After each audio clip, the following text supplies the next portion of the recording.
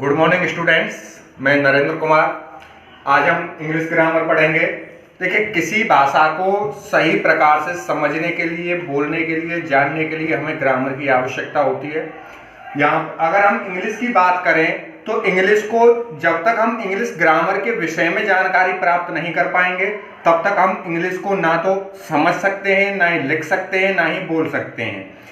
अगर हम बात करें grammar, what is grammar? Grammar क्या है? The art of speaking and writing of any language in right way is known as grammar. Grammar क्या है? ग्रामर वह आर्ट है, वह कला है जो किसी भी लैंग्वेज को, किसी भी भाषा को हमें ठीक प्रकार से लिखना, बोलना सिखाती है। बिना ग्रामर के हम किसी भी भाषा को ना तो सही प्रकार से लिख सकते हैं और ना ही हम उसे बोल सकते हैं। जब हम स्पीच कर रहे होते हैं, हमारी जो स्पीच होती है उसके कुछ पार्ट्स होते हैं, उसको हम छोटे छोटे पार्ट्सों में डिवाइड कर लेते हैं। अगर हम इंग्लिश स्पीच की बात करें तो उसके हमारे 8 पार्ट्स होते हैं, पार्ट्स ऑफ स्पीच। पहला पार्ट होता है हमारे स्पीच का noun, the second is pronoun and third is adjective, verb, adverb, preposition, conjunction and interjection. हम इंग्लिश स्पीच को इन 8 पार्ट्स में डिवाइड कर देते हैं। तो पहला, आज हम इसके विषय में थोड़ा शॉर्टली पढ़ेंगे। अगली कक्षा में इन्हीं के विषय में हम डीपली जाएंगे, इनके क्या कितने प्रकार होते हैं उनके विषय में विस्तृत रूप से अध्ययन करेंगे। तो पहला जो पार्ट्स ऑफ स्पीच होता है हमारा, वो होता है नाउन। नाउन को हिंदी में कहते हैं संज्ञा। तो संज्ञा क्या है? What is noun? A noun is a name of person, place और थिंग्स। किसी पर्सन मीन्स व्यक्ति, किसी व्यक्ति के नाम को, किसी प्लेस मीन्स स्थान के नाम को, या थिंग्स किसी वस्तु के नाम को। व्यक्ति, वस्तु अथवा स्थान के नाम को हम नाउन कहते हैं। जैसे एग्जांपल्स लेते हैं हम, जैसे मैंने आपसे पहले कहा पर्सन्स के नेम क्या होते हैं। जैसे मेरा नाम नरेंद्र है, आपका नाम मोहन हो सकता है, सोहन हो सकता है। व्यक्तियों के जो अलग अलग नाम होते हैं जिनसे हम उन्हें संबोधित करते हैं, वो नाम नाउन कहलाते हैं। दूसरी चीज मैंने आपको बताई प्लेस का नाम, किसी स्थान का नाम। जैसे आगरा क्या है? एक स्थान है। मथुरा है, लखनऊ है, कानपुर है, दिल्ली है, ये सभी क्या है? स्थानों के नाम हैं। तो ये क्या है? संज्ञा है, नाउन है। And the third things is things, वस्तु। मेरे हाथ में क्या है? ये एक वस्तु है, मार्कर। ये आप देख रहे हैं, व्हाइट बोर्ड है, पेन है, कॉपी है, बुक है। ये सभी क्या है? नाउन के प्रकार है, नाउन है ये। तो नाउन क्या है? पर्सन, प्लेस और थिंग्स, इनका जो नाम होता है वो नाउन होता है। दूसरा जो पार्ट्स ऑफ स्पीच है हमारा, वो होता है प्रोनाउन। प्रोनाउन किसे कहते हैं? A pronoun is a word which is used in place of a noun।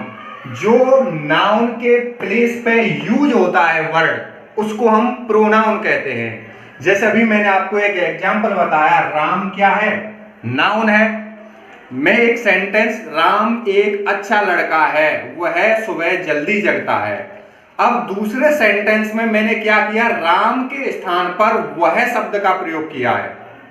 Ram के स्थान पर किस शब्द का प्रयोग किया? वह का। तो यहां पे जो वह शब्द जो मैंने यूज किया है वो क्या है? प्रोनाउन है, क्योंकि मैंने उसको नाउन की जगह पर यूज किया है। जिस वर्ड को हम नाउन की जगह पर यूज करते हैं वो प्रोनाउन होता है। ही, शी, इट, ये सभी क्या है? प्रोनाउंस होते हैं। Radha is a good girl, she daily goes to school. तो यहां पे मैंने राधा के लिए सी वर्ड यूज किया, तो सी इज ए प्रोनाउन। तीसरा जो पार्ट्स ऑफ स्पीच होता है वो होता है हमारा एडजेक्टिव। What is adjective? इसको हिंदी में कहते हैं विशेषण। विशेषण क्या होता है? An adjective is a word which qualifies a noun और प्रोनाउन।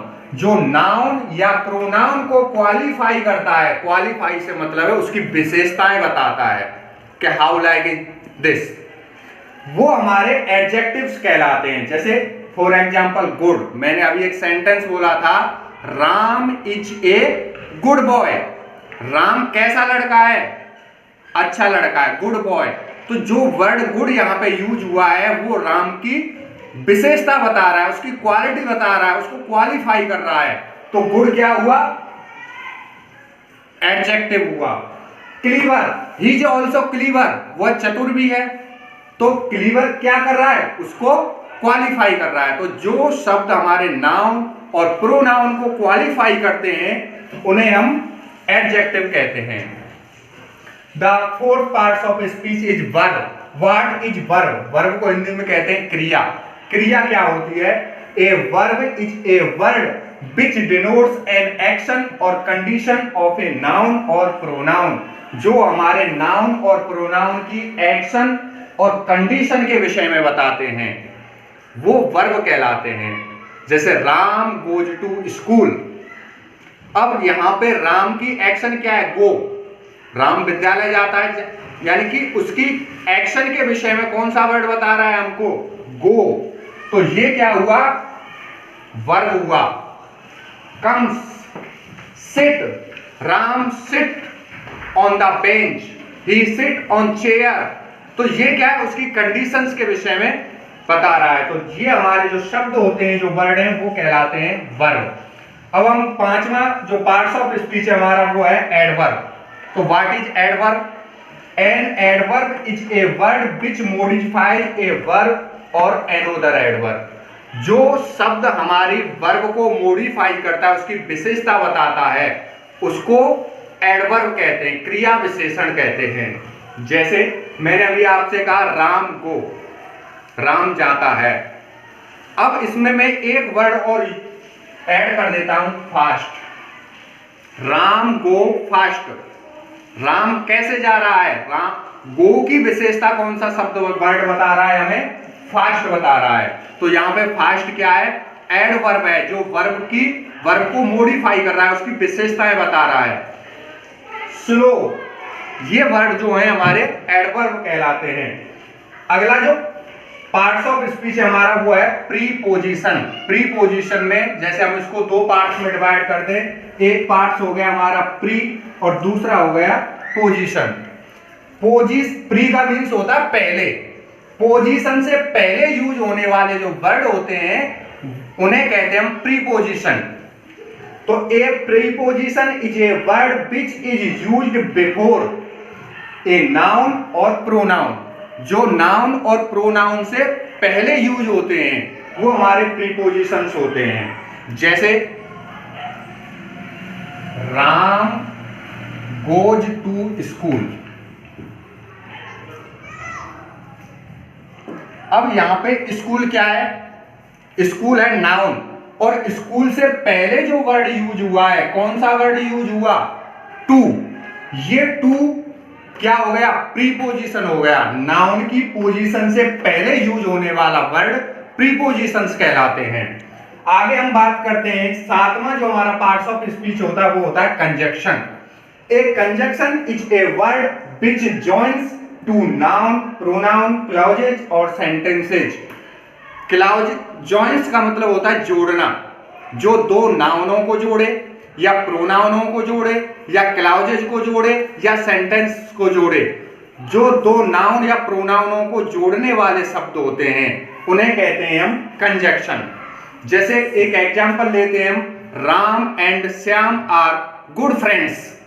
यहां पे राम और श्याम को जोड़ने वाला जो वर्ड है वो कौन सा है? एंड। एंड से जोड़ा हमने, राम एंड श्याम। तो यहां पे जो एंड वर्ड यूज हुआ है वो किसके लिए यूज हुआ है? उनको जॉइंस करने के लिए। इस वर्ड को कहते हैं हम कंजक्शन। एंड, विच, ये जो वर्ड्स होते हैं ये कंजक्शन के लिए यूज होते हैं। And it is interjection. What is interjection? And interjection is a word which shows sudden feelings of hurt like joy and sorrow।